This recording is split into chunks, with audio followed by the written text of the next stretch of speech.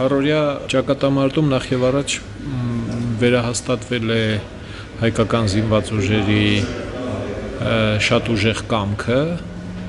եւ ոգին։ Սա ապացուցել են ամենատարբեր մակարդակներում, բայց որը դժբախտաբար դիվանագիտական դիվիդենդի Հայաստանի իշխանությունները առայժմ չեն կարողացել կամ չեն կամեցել վերածել։ Երկրորդը, որ վերահաստատվել է, դա իշխանությունների վերնախավի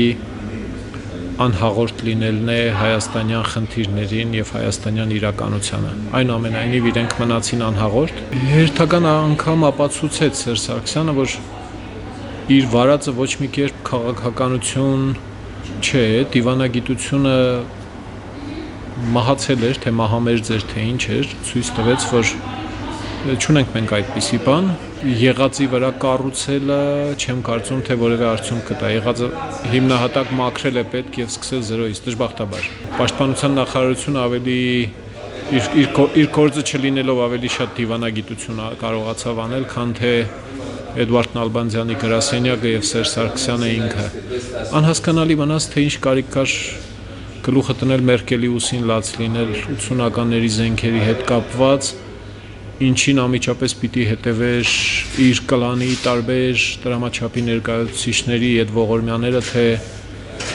դա ի նկատի չի ունեցել, աշխարհով մեկ բոլորն էլ հին զենքեր ունեն, բայց դու կոնկրետ շեշտում ես ինչ, որ դու նոր զենք չունես։ Իսկ մենք գիտեինք, որ դու ունես նոր զենք։ Իսկ մենք գիտեինք, որ պետական բյուջեից ինչքան պետք է եղել օգտագործել ես եւ իսկապես որևէ մեկից չենք հարցրել, թե այդ ինչ է սառնում, ոնց է սառնում։ Եթե ռուսները խորամանկորեն չհրապարակեին մատակարարվող զենք զինամթերքի ցանկը, այդ էլ չէինք իմանա ինչ-որ։ Ու պարզվում է չի մատակարարել։ Այս ձևով երկիր են կառավարում ընդհանրապես։ Հասկացանք, որ իսկապես Սերժ Սարգսյանը սպառված է նաեւ այս մակարդակում։ Այն, որ իրեն կարող են մի գիշերում մի ուղղությունից վերցնել հակել մյուս ուղղության վրա, այն չարաճճե երեխեքի նման, որ վազում է մի ուղղությամբ, վերցնում տնում ես ուրիշ դիրքով, ինքը վազում է, ուրեմն հակառակ։ Մոտավորապես սա է տեղի ունեցել 13 թվականի սեպտեմբերի 3-ի նախընթաց գիշերը, եւ գիտեք, ես այնպես չեմ կարծում, թե որակյալ դիվանագիտությունը շատ կոշտ հայտարարություններ են, բայց այնուամենայնիվ չտեսանք ռազմի դաշտի դիմակայության այդ ամենածանր պահին շատ կոնկրետ գործողություններ, որոնք կուզեինք տեսնել։ Կասեցվեց հնարավոր հակահարձակումը, ինչքան հնարավոր աղբյուրներ եղել են, ես նայել եմ, եւ արդեն առաջին օրվա վերջին կասեցվել է հարձակումը եւ ետ բերելով մի շարք զիջած տարածքներ, լուրջ նախադրյալներ էին ստեղծվել հակահարձակման համար, հակագրոհի համար, եւ ելի հերթական անգամ Հայաստանի իշխանությունների ամենայն հավանականությամբ թուլության պատճառով կուլ են գնացել դրա հնարավորության։ Հանրության մեջ ահագին լուրջ շերտեր, վաղուց էլ տեղյակ էին, գիտեին, թե ինչ վիճակում է տնտեսությունը, ինչպես են չաղանում օլիգարխները, ինչպես է իշխանությունը սնվում եւ սնուցում օլիգարխներին։ Հիմա այդ մարտահրավերները անհամեմատ սրվեցին եւ շատ մեծ թվով մարդիկ, ովքեր նախկինում համեմատաբար անհաղորդ էին եւ ասում էին լավ դե բերեք լարումներ չլինի, կայունություն, հիմա տեսան, որ չէ, այդպես չի լինում։ Որպեսզի կարողանաս դիմագրավել արտաքին մարտահրավերներին, ներսում դու պիտի բավականաչափ ամուր եւ զորավոր լինես, ինչպիսին չեղավ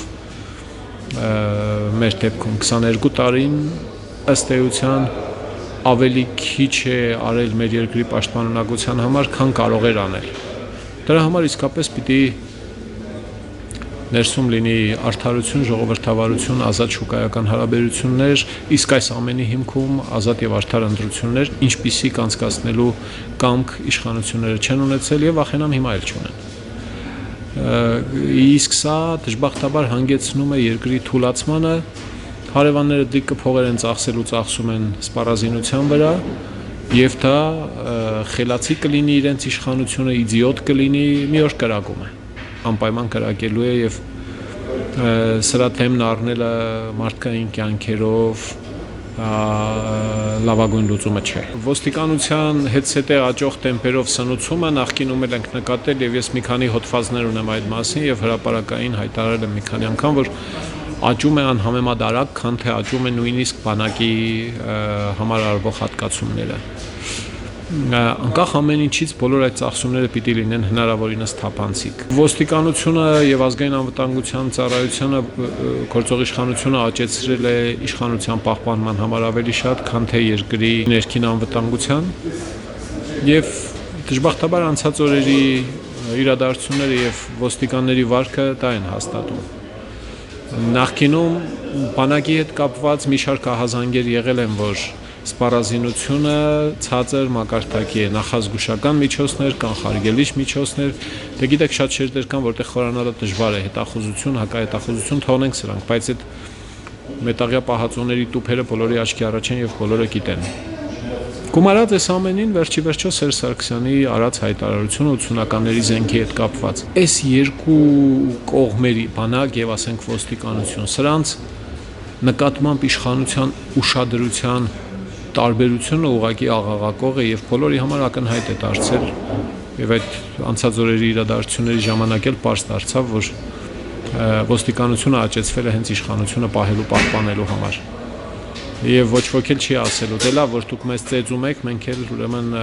բանակին տիրություն չենք անելու եւ իշխանության հաշվարկը սրա վրա է, որ ինչ էլ անի ինքը ստեղ ինքն իրեն պաշտպանում է ոստիկանությամբ, ինչ էլ լինի բանակը կռվելու է այնուամենայնիվ։ Օլիգարխների, գիտեք, բարեխիղճ իշխանությունը վաղուց սկսած կլիներ եկամուտների ամենատարբեր մակարդակների պաշտոնյաների, իհարկե գլխավորապես նրանց, ովքեր գլխավոր որոշումները կայացնող են երկրում, պատգամավորներ, նախարարներ եւ այլն, նրանց եկամուտների կամ ունեցվածքի հիմնավորվածության հետաքննություն։ Դրա համար հարկավոր է մի քանի թեթև օրենսդրական լրացումներ, ընդհանուր օրենսդրական ակտեր եւ համապատասխան մարմիններին հանձնարարություն զբաղվել դրանցով, որպեսզի կարողանան իսկապես ունեցվածքի հիմնավորվածության հետաքննություն անցկացնել։ Աշխարհը փորձ ունի, ոչ մի հեծանիվ չենք հայտնագործում, բայց այդ մարմինը, այդ հետաքննությունը պիտի վերաբերվի բոլորին, սկսած Սերժ Սարգսյանից, թե քո գեղանկարների հավաքածուի յուրաքանչյուր նմուշը ինչպես է հասել քեզ, երբ է հասել քեզ, ինչի հիման վրա, ինչ իրադարձության, սկսած ուրեմն նրանից, փեսաներով եւ մյուս բոլոր նրանցով, ովքեր անօրինական կերպով կամ չհիմնավորված կերպով միլիոնատեր կամ միլիարդատեր են դարձել։ Հարցրեք ինքներդ ձեզ, Սերժ Սարգսյանը կարող է նման բան անել, շատ կասկածում եմ, չի անելու, որտեվ ասելու են ընտրությունների ժամանակ ինչ ասես արել ենք, ոնց ասես կեղծել ենք, միտում ես ուզում ես կուլակաթափ անել, հա, բա քեզ ով է կուլակաթափ անելու։ Այս տեսակ խնդիրները, որոնք էլի գալիս հանգում են իշխանության գենեզիսին, ինչպես է առաջացել իշխանությունը, առաջացել է կեղծիքներով, ու սա երևի գլխավոր մարտահրավերն է։ Կունենանք ընտրական համակարգ, ազատ եւ արդար ընտրություններով կսկսի ինչ-որ բան փոխվել։ Չէ, դժբախտաբար կոռուպցիան խորությամբ տարածված է լինելու գնումների ոլորտում, բյուջեի միջոցները սեփական բիզնեսներով անցկացնելու համակարգում, անօրինական եկամուտներ ունենալու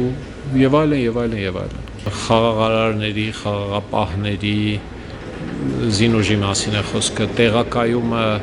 ոչ միայն մեր, այլև ուրիշ մի շարք գոտիներում առանց ընդհանրական համաձայնության այն մասին, որ ի վերջո խաղաղությունը կայացել է, ընդամենը հնարավոր ճակատագծի ինչ խլրտումներ մարելու համար է, իմաստ չունի։ Արցախյան կոնֆլիկտի դեպքում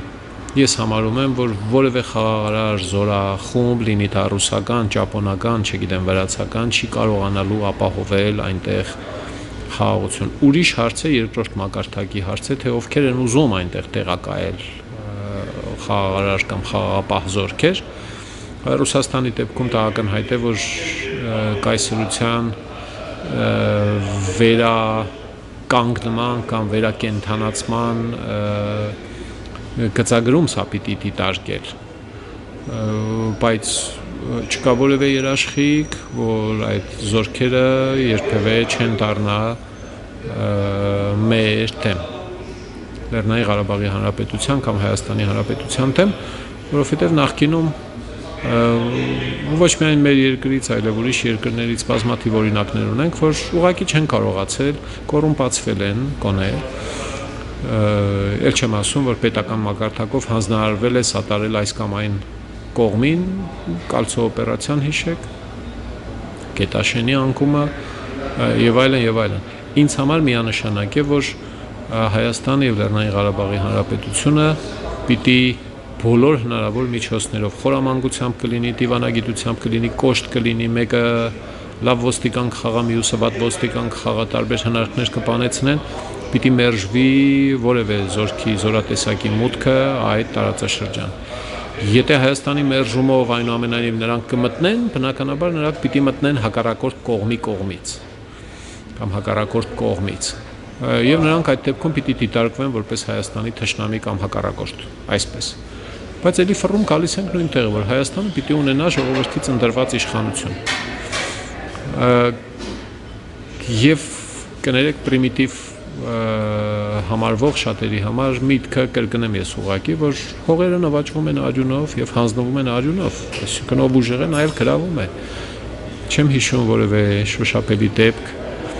համանման դեպք, երբ ինչ-որ թղթով հողեր են զիջվում, Արցախից արդեն շատ պարզ հնչեցին այդ խոսքերը, որ ուղղակի կգնդակահարենք նրանց, կգնդակահարվեն նրանք, ովքեր կփորձեն ինչ-որ հող զիջել, թիզ կզիջեն, то չգիտեմ, ճկույտի չափ կզիջեն եւ այլն եւ այլն։